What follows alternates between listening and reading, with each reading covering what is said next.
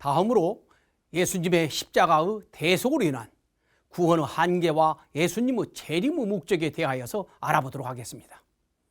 예수님께서 십자가로 돌아가시지 않았으면 예수님께서는 영육 양면의 구원 섭리를 완수하셨을 것입니다. 그래야 예수님께서는 영원한 지상 천상 천국을 건설하셨을 것입니다. 하늘 부모님께서는 인간을 창조하실 적에 육신과 영인체로 창조하셨습니다. 그런데 인간이 타락함으로 이 영과 육이 아울러 타락된 것입니다. 고로 구원도 영적 구원과 육적 구원을 아울러 이루어져야만 되는 것입니다.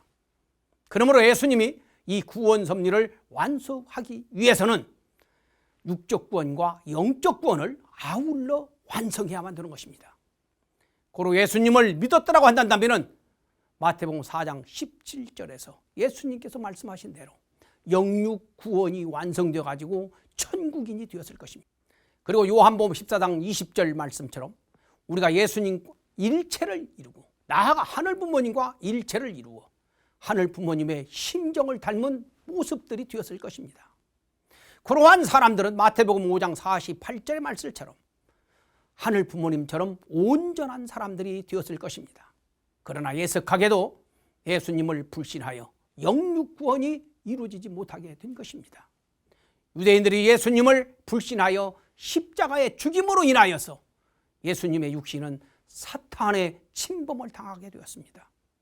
그러므로 성도들이 예수님을 믿어 예수님과 일체를 이루어도 예수님처럼 그 육신은 사탄의 침범을 당하게 되어가지고 육적 구원은 이루어지지 못하게 되는 것입니다. 예수님께서 십자가에 돌아가심으로 인하여서 아담으로부터 내려온 이 혈통적인 원죄는 청산시키지 못했기 때문인 것입니다. 그러므로 예수님을 아무리 잘 믿는 성도라 할지라도 원죄는 청산되지 않고 그 또 자녀들에게도 원죄는 계속 유전시키게 된 것입니다. 우리가 신앙생활을 열심히 하면 내적으로는 은혜가 충만하지만 잠시라도 쉬면은 이 육신을 타고 사탄이 침범하게 되는 것을 우리는 경험하게 됩니다. 고로 신앙생활은 육신을 호되게 치는 생활로 이어지게 되는 것이죠. 원죄가 남아있고 사탄의 육신을 타고 침범하기 때문인 것입니다. 그래서 데살로니가전서 5장 17절에 쉬지 말고 기도하라 라고 말씀하신 것입니다. 이처럼 예수님께서 십자가에 승리하시고 부활하심으로 영적인 구원의 기대는 완성하여 성도들에게는 영적 구원의 혜택만 이루어졌기 때문에 십자가로서 청산하지 못한 원죄를 청산하고 육적인 구원을 완성하여서 영육 아우른 구원 섭리의 목적을 완성하시기 위해서 예수님께서는 지상에 다시 오신다고 재림하신다고 약속을 하신 것입니다. 다음으로는 십자가에 대하여 양면으로 예언된 것에 대해서 알아보도록 하겠습니다. 구약성서에서 메시아가 오시어 고난을 당하실 것과 영광의 주님이 되실 것으로 이 양면으로 구약성서에 예언되어 있습니다. 이사야서 53장에서는 그가 십자가에 고난을 당하실 것으로 예언되어 있습니다. 반면에 이사야서 9장, 11장, 60장 등에서는 예수님께서 살아생전에 하늘 부모님의 왕국을 지상에 건설하실 것으로 말씀하고 있습니다. 그럼 어찌하여 예수님에 대하여 이렇게 예언이 정반대의 양면으로 예언되어 있을까요? 그것은 인간의 책임 분담 때문입니다. 하나님께서는 인간이 책임 분담을 완수했을 경우와 인간이 책임 분담을 수행하지 않았을 경우를 놓고 이렇게 양면으로 예언하신 것입니다. 하늘 부모님께서는 인간 시조에게 선악과를 따먹지 말라고 하셨습니다. 그러나 인간이 스스로 책임으로 이 선악과를 안 떠먹고 안 성했어야 합니다. 그런데 결과적으로는 선악과를 따먹고 타락하였습니다. 하늘 부모님께서는 전지전능하시지만 인간이 선악과를 따먹을지 안 따먹을지 모르십니다. 인간에게는 자유의지가 있고 창조성을 가지고 있기 때문에 인간이 앞으로 책임 분담을 완수할지 실패할지 모르시는 것입니다. 메시아를 보내시는 것은 하늘 부모님의 책임이지만 그 메시아를 믿고 안 믿고는 인간들의 책임입니다. 하늘 부모님께서 보내주신 메시아를 믿고 안 믿고 유대 민족의 책임 분담했던 거예요. 그대로 책임 분담 수행 여하에 따라서 그 결과는 양면으로 나타나기 때문에 하늘 부모님께서는 그 예언을 양면으로 하실 수밖에 없었던 것입니다.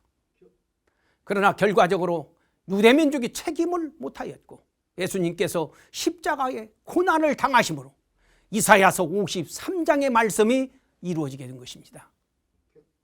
만일에 유대민족이 예수님을 믿고 모셨다고 한다면 이사야서 9장, 11장, 60장의 말씀이 이루어져서 예수님은 살아생전에 하늘 부모님의 나라를 지상에 건설하시고 영원히 그 나라의 왕 노릇을 하셨을 것입니다. 다음으로 성서에는 예수님의 십자가의 죽음이 필연적인 것처럼 기록되어 있는 성구들이 있는데 이에 대하여서 알아보도록 하겠습니다. 마태복음 16장 23절에 예수님께서 십자가의 고난을 당하시고 죽으실 것을 예언하고 계실 적에 베드로가 만류하게 됩니다. 이때 예수님은 베드로에게 사탄아 내 뒤로 물러가거라 라고 하시면서 책망하십니다. 이 예수님께서 십자가에 죽으시는 것이 하늘 부모님의 뜻이었는데 이를 만류하는 베드로에 대하여서 사탄이라고 말씀하시는 것으로 보아서 예수님의 십자가의 고난이 필연이라고 주장할 수 있는 것입니다. 그러나 예수님은 그때 이미 유대인들의 불신으로 말미암아서 영육 아우른 구원 섭리는 완성하실 수 없으니까 십자가로 인하여서 영적인 구원의 길을 준비하고 계셨습니다. 그런 때에 베드로는 예수님의 심정과 뜻을 헤아리지 못하고 십자가로 인한 영적인 구원 섭리의 길마저 방해하는 입장에 서서 십자가의 길을 만류하는 그런 입장이 된 것입니다. 그것은 베드로에게 사탄이 들어가가지고 예수님의 영적인 구원의 길마저 방해하기 위하여 그런 언행을 하도록 만드는 것입니다. 그래서 예수님께서 베드로에게 들어가 있는 그 사탄을 향해 가지고 사탄아 내 뒤로 물러가거라 라고 말씀하신 것입니다. 또 요한복음 19장 30절을 보게 되면 예수님께서 십자가에서 돌아가시기 직전에 다 이루었다라는 말씀을 하십니다. 이를 두고 십자가로 돌아가시기 위하여 오셨기 때문에 십자가에 돌아가시면서 다 이루었다라고 하신 것이다 라고 말하면서 예수님의 십자가가 필연인 것처럼 주장하기도 합니다. 그러나 다 이뤘다는 뜻을 깊이 헤아려 보아야 합니다.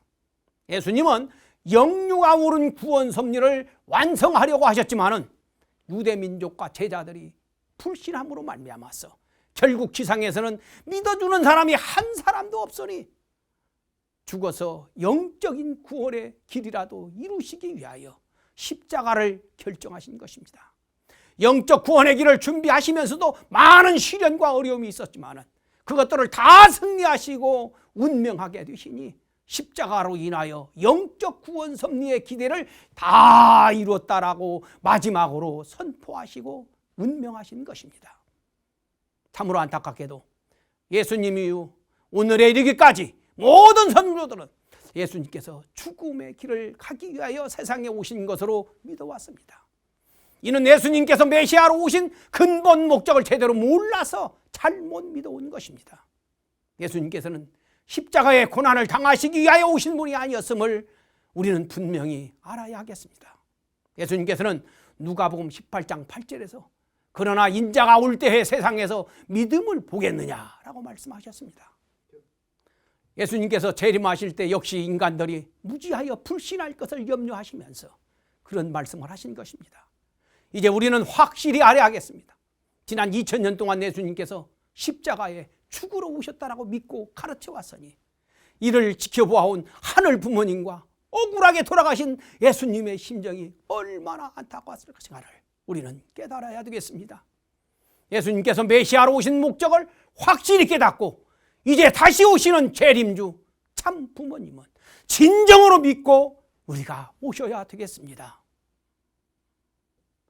다음으로는 엘리야의 재림과 세례 요한에 대하여 말씀드리도록 하겠습니다. 메시아가 오시기 전에 먼저 엘리야가 재림할 것이라고 구약의 마지막 선지자 말라기가 예언했습니다. 엘리야는 예수님 이전 900년 전 사람으로 이스라엘 역사에서 가장 능력이 많았던 선지자였습니다. 바알신과 아세라 신의 예언자들 850명 처형하게 된 아주 기적을 일으킨 선지자였습니다. 그런 능력의 선지자가 온 후에 메시아가 온다라고 예언한 것입니다.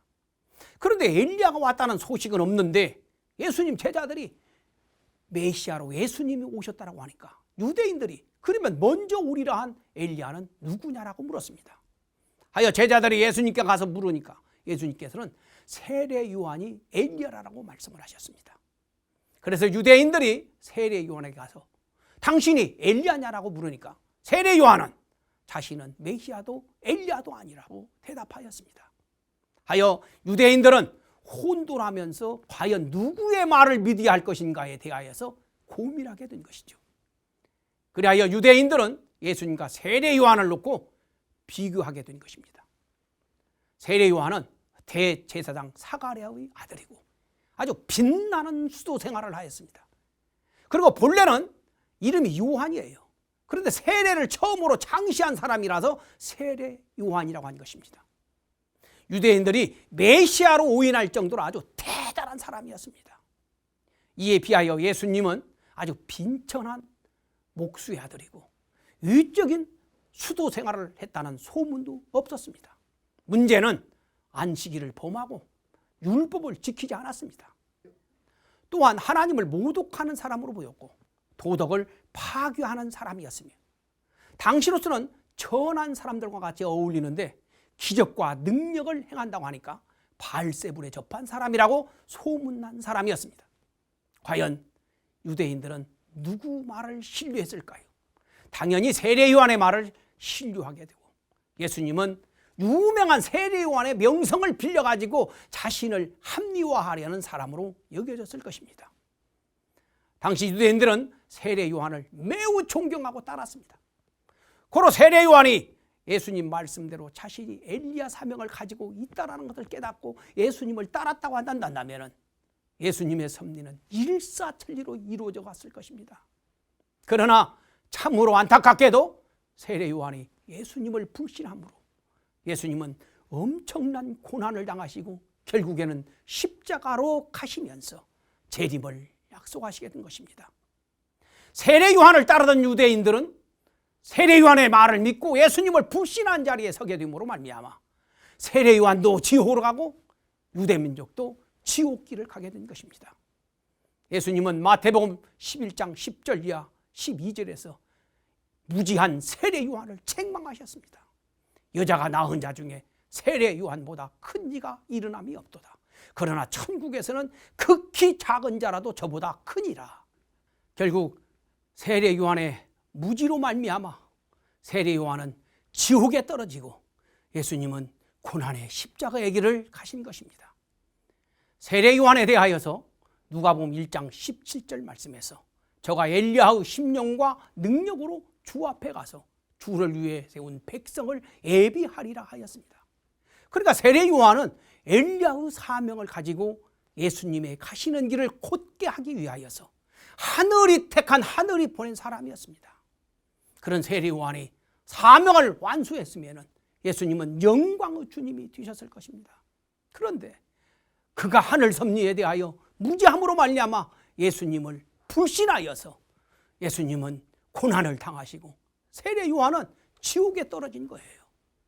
사실 세례 요한은 예수님에 대하여서 증거는 하였습니다. 요한복음 1장 33절에서 세례를 주다가 예수님께 성령이 내려서 머무는 것을 보고 예수님은 성령으로 세례를 줄 분이다, 즉 메시아다라고 증거한 거예요.